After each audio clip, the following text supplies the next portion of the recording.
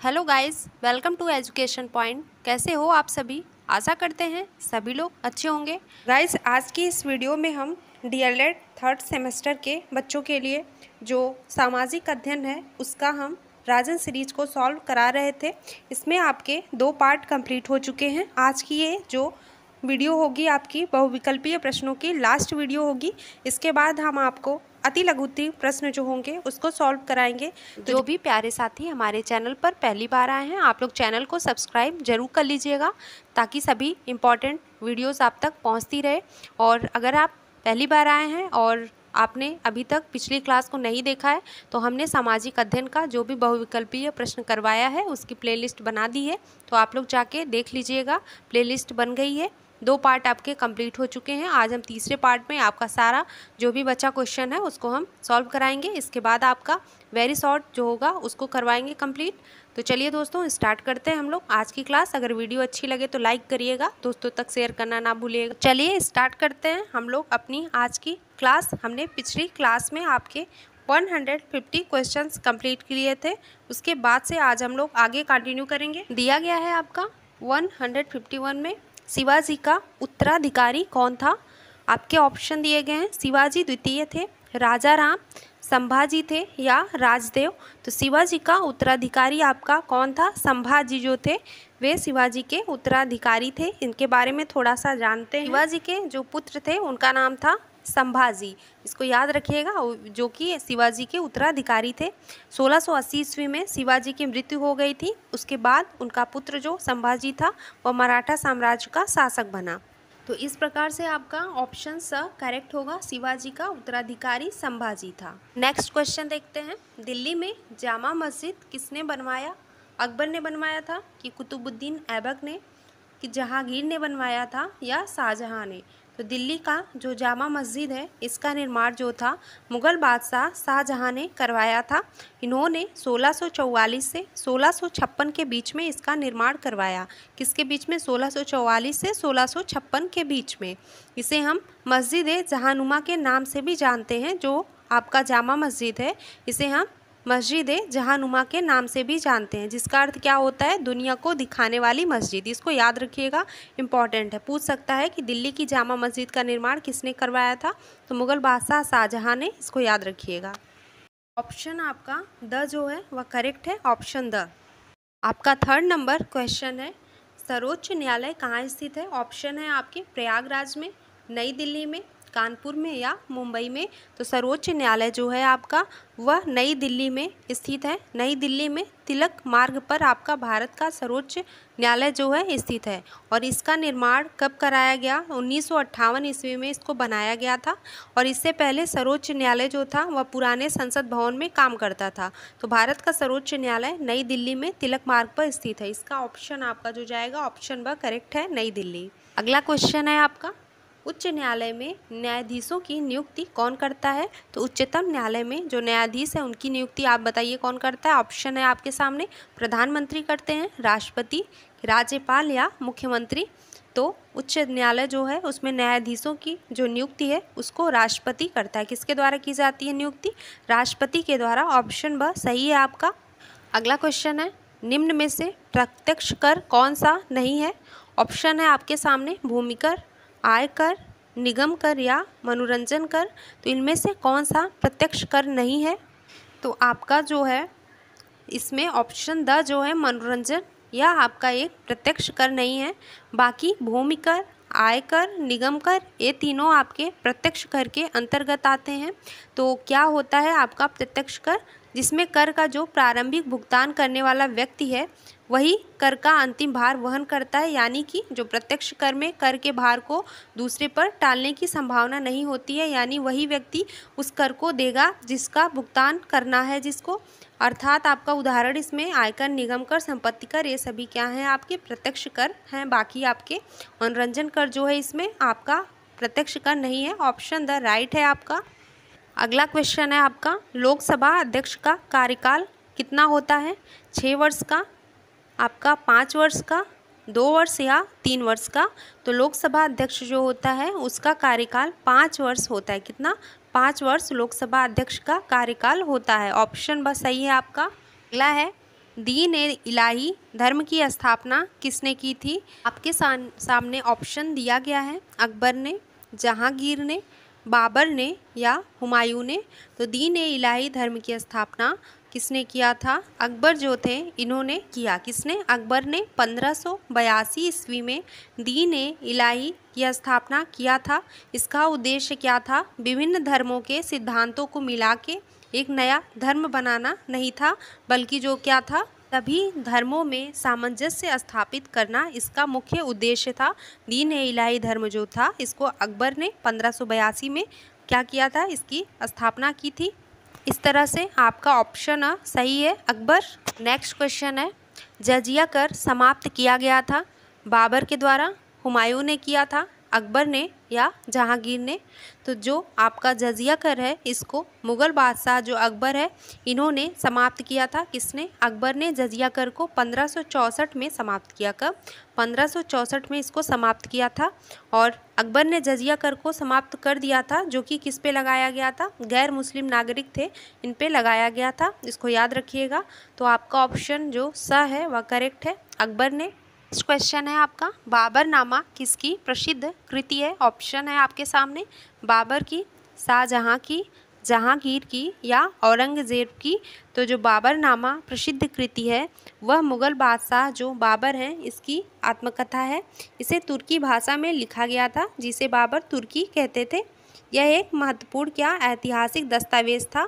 जो बाबर था उसके जीवन, उसके शासनकाल, उसके समय के बारे में आपको जानकारी दी गई है बाबर की आत्मकथा में।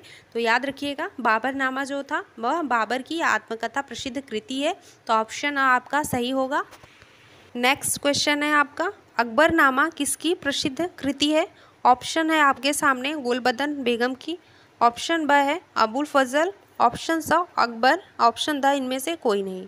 तो अकबरनामा जो है वह किसकी कृति है, किसके द्वारा लिखी गई पुस्तक है? वह अबुल फजल के द्वारा लिखी गई कृति है, जो कि यह पुस्तक है मुग़ल सम्राट अकबर के शासनकाल का जो आधिकारिक इतिहास है वह बताता है। तो पूछेगा अगर आपसे अकबरनामा किसकी प्रसिद्ध कृति है, तो अबुल फजल की है, ऑप्शन ब सही है आपका। नेक्स्ट है, खानवा का युद्ध कब हुआ था? ऑप्शन है आपके सामने, 16 मार्च 1527 में, ऑप्शन ब है 21 अप्रैल 1526 में, ऑप्शन स है 29 जनवरी 1528 ईस्वी में, ऑप्शन द है 6 मई 1529 ईस्वी में। आपका खानवा का युद्ध जो हुआ था वह 16 मार्च 1527 ईस्वी में हुआ था। और खानवा का युद्ध किनके किनके बीच में हुआ ये भी पूछ सकता है। तो पहले आप बताइएगा, खानवा का युद्ध अगर पूछेगा तो 16 मार्च 1527 ईस्वी में बताइएगा। और यह खानवा का युद्ध जो था बाबर और राणा सांगा के बीच में हुआ था, जिसमें आपका जो बाबर था उसकी जीत हुई थी। तो आप जो हम एक्सप्लेन आपको कर रहे हैं इसको भी बहुत अच्छे से ध्यान से सुनिएगा, क्योंकि यहाँ से सभी क्वेश्चन ऐसे ही बनाता है एग्ज़ाम में। ऐसा ना हो कि बस आप प्रैक्टिस सेट करते जा रहे हो, ये ना हो कि उसका एक्सप्लेनेशन जो दिया जा रहा है उसको ना सुने। तो जो बताया जा रहा है वो भी बहुत ही महत्वपूर्ण है, यहाँ से क्वेश्चन आपको ऐसे ही बनेंगे। तो सब कुछ अच्छे से ध्यान से देखिएगा। तो चलिए नेक्स्ट क्वेश्चन देखते हैं, आना सिक्के का प्रचलन किसने करवाया था? ऑप्शन है आपके सामने, अकबर ने करवाया, शाहजहां ने, जहांगीर ने या इनमें से कोई नहीं। तो आना सिक्का जो था इसका प्रचलन जो मुग़ल बादशाह शाहजहां था इन्होंने करवाया था। इन्होंने रुपया और दाम के बीच में एक मध्यवर्ती मुद्रा के रूप में आना नामक सिक्का जो था इसका प्रचलन शुरू किया था। तो इस तरीके से आपका ऑप्शन ब सही है, आना सिक्के का प्रचलन शाहजहां ने करवाया था। नेक्स्ट क्वेश्चन है, पानीपत का तीसरा युद्ध कब और किसके बीच में हुआ था?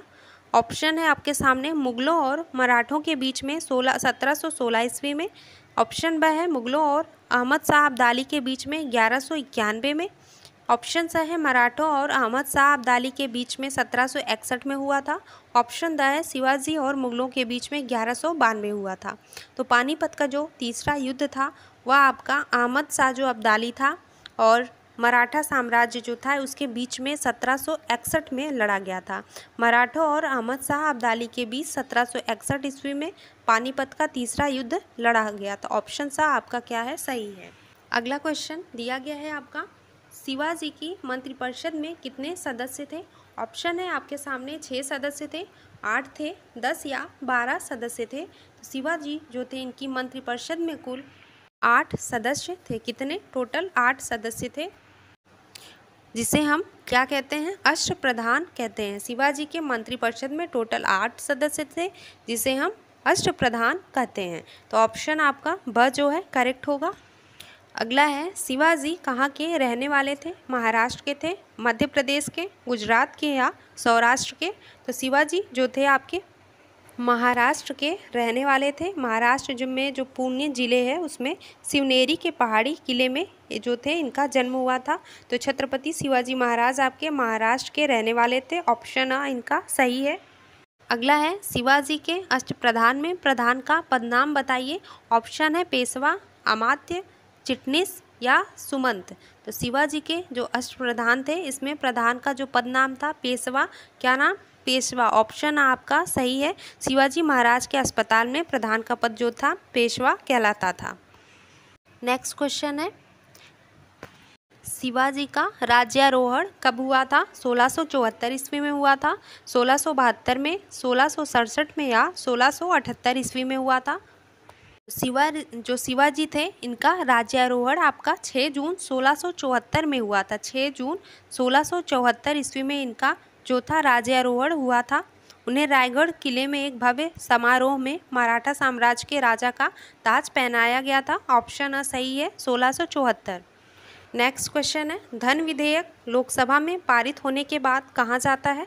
राज्यसभा में, राज्यपाल के पास, राष्ट्रपति के पास या प्रधानमंत्री के पास? तो धन विधेयक जो लोकसभा में पारित होने के बाद राज्यसभा में जाता है। कहाँ पे? राज्यसभा में। ऑप्शन सही है आपका। नेक्स्ट है आपका 12वीं पंचवर्षीय योजना की अवधि क्या है? 2007 से 2012, 2005 से 2010 तक, 2010 से 2015 तक या 2012 से 2017 तक?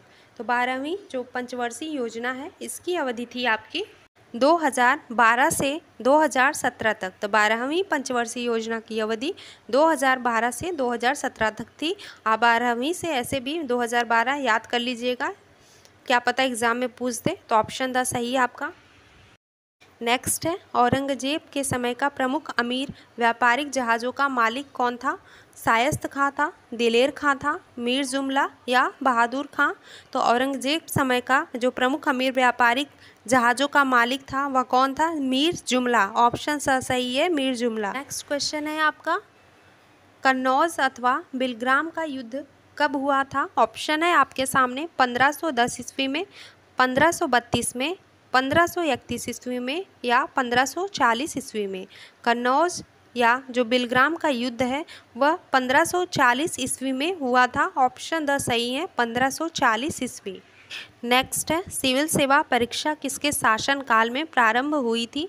ऑप्शन है आपके सामने कॉर्नवालिस के, लॉर्ड विलियम बेंटिक के शासनकाल में, लॉर्ड रिपन या लॉर्ड कर्जन के शासनकाल में प्रारंभ हुई।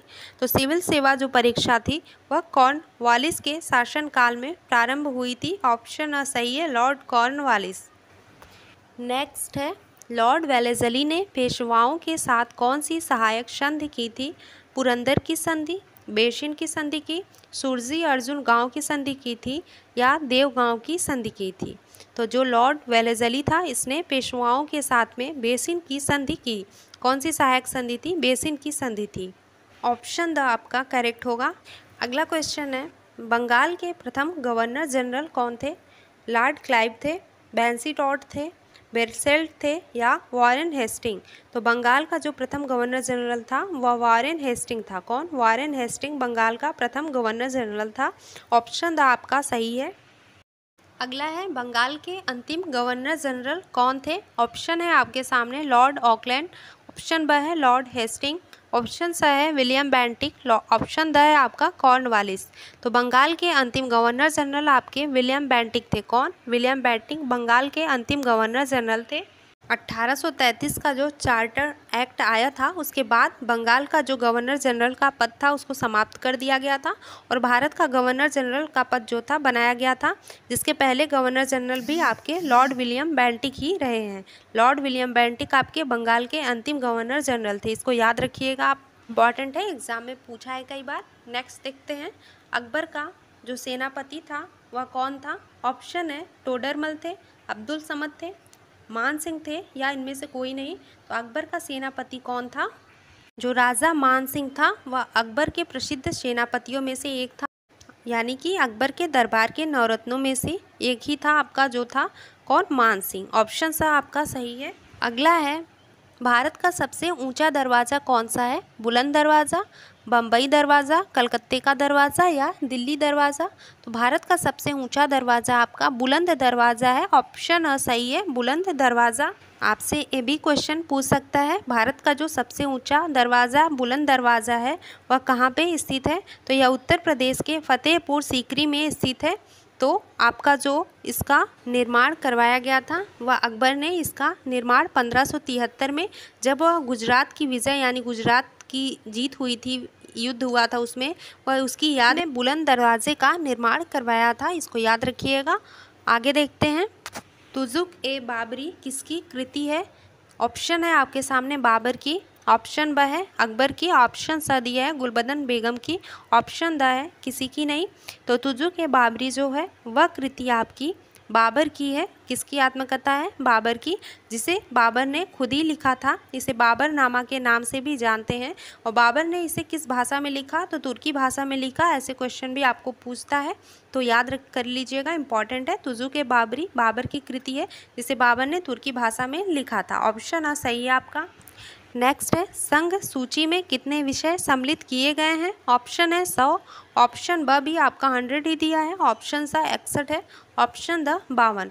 तो संघ सूची में कुल 100 विषय सम्मिलित किए गए हैं। ऑप्शन ही आपका सही है, 100 विषय जो हैं संघ सूची में सम्मिलित किए गए हैं।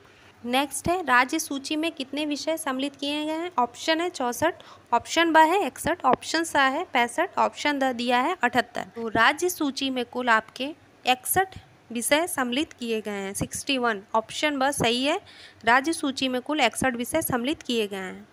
अगला है, समवर्ती सूची में कुल कितने विषय सम्मिलित किए गए हैं? ऑप्शन है आपके सामने 52, 61, 99 या 120। तो समवर्ती सूची है, इसमें कुल आपके 52 विषय सम्मिलित किए गए हैं। ऑप्शन सही है 52। नेक्स्ट क्वेश्चन है, शिक्षा को किस सूची में रखा गया है? संघ सूची में, राज्य में, समवर्ती सूची में या सभी में? तो शिक्षा जो है आपका एक समवर्ती सूची में रखा गया है शिक्षा को। इसको याद रखिएगा, इंपॉर्टेंट है, पूछ सकता है। ऑप्शन सही है, समवर्ती सूची में शिक्षा को रखा गया है। अगला है, मुख्यमंत्री की नियुक्ति कौन करता है? राज्यपाल करता है, राष्ट्रपति, उपराष्ट्रपति या प्रधानमंत्री? तो मुख्यमंत्री हैं इसकी नियुक्ति आपका राज्यपाल करता है। कौन? राज्यपाल मुख्यमंत्री की नियुक्ति करता है। ऑप्शन सही है, राज्यपाल। अगला है, राज्यपाल की नियुक्ति कौन करता है? ऑप्शन है राष्ट्रपति, प्रधानमंत्री, उपराष्ट्रपति या सभी। तो राज्यपाल की जो नियुक्ति है वह आपके राष्ट्रपति करते हैं। ऑप्शन सही है, राष्ट्रपति। नेक्स्ट है, संसद के निम्न सदन को हम क्या कहते हैं? लोकसभा, राज्यसभा, इनमें से कोई नहीं या दोनों।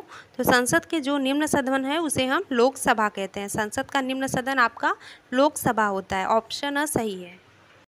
नेक्स्ट है, रिजर्व बैंक भारत का केंद्रीय बैंक है, इसका मुख्यालय क्या है? अथवा करके दिया है। भारतीय रिजर्व बैंक का मुख्यालय कहाँ स्थित है?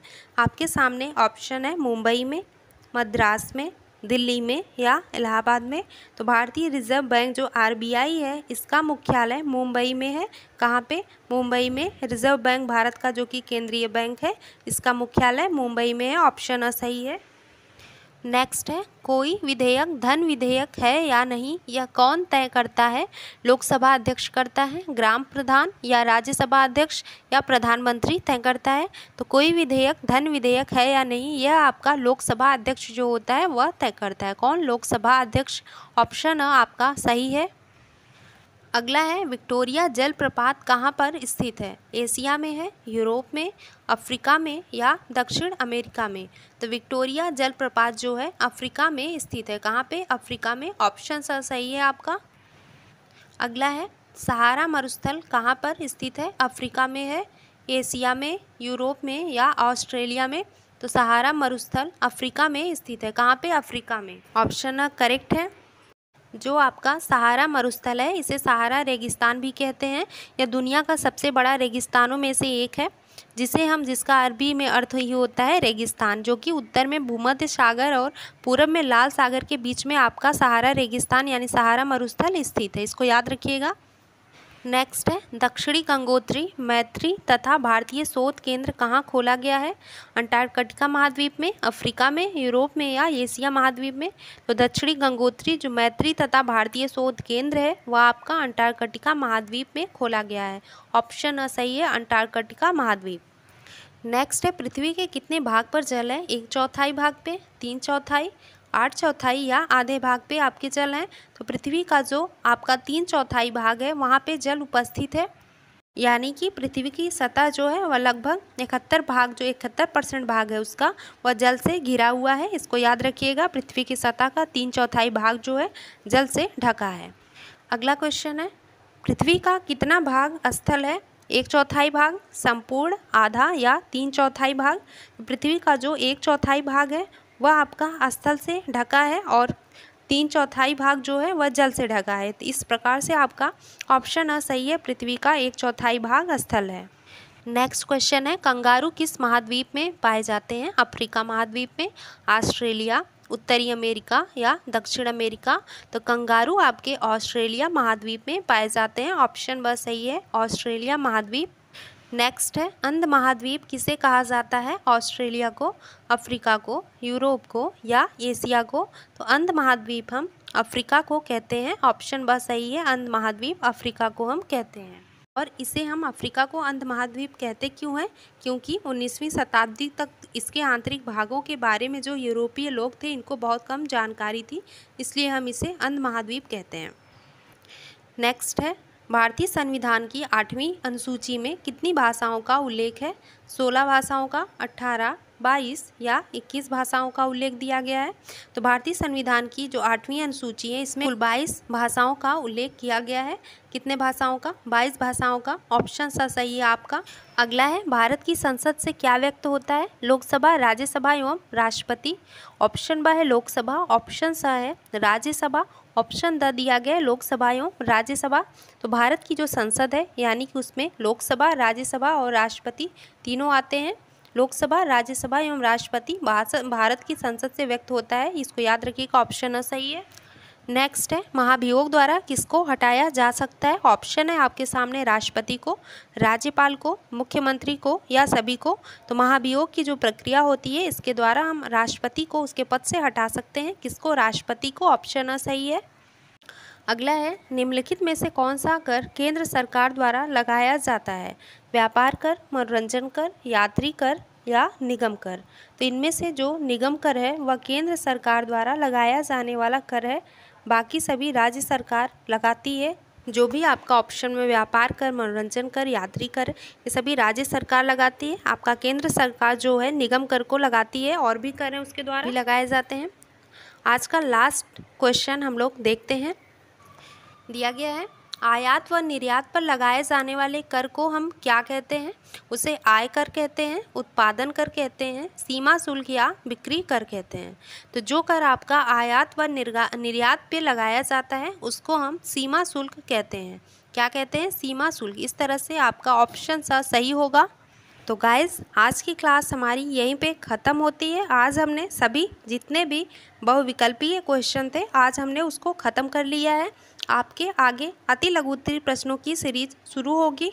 तो आप लोग कैसी लगी आज की वीडियो आप लोग हमें कमेंट बॉक्स में ज़रूर बताएं और अपने दोस्तों तक इस वीडियो को ज़रूर शेयर करें। जो भी बच्चे 3rd सेमेस्टर के हैं उनको आप लोग अपने दोस्तों तक इस वीडियो को ज़रूर साझा करें ताकि उनको भी हेल्प मिल सके।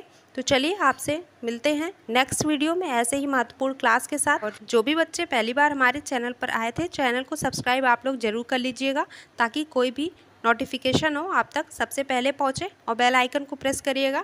तो चलिए मिलते हैं आपसे नेक्स्ट वीडियो में। धन्यवाद आप सभी का।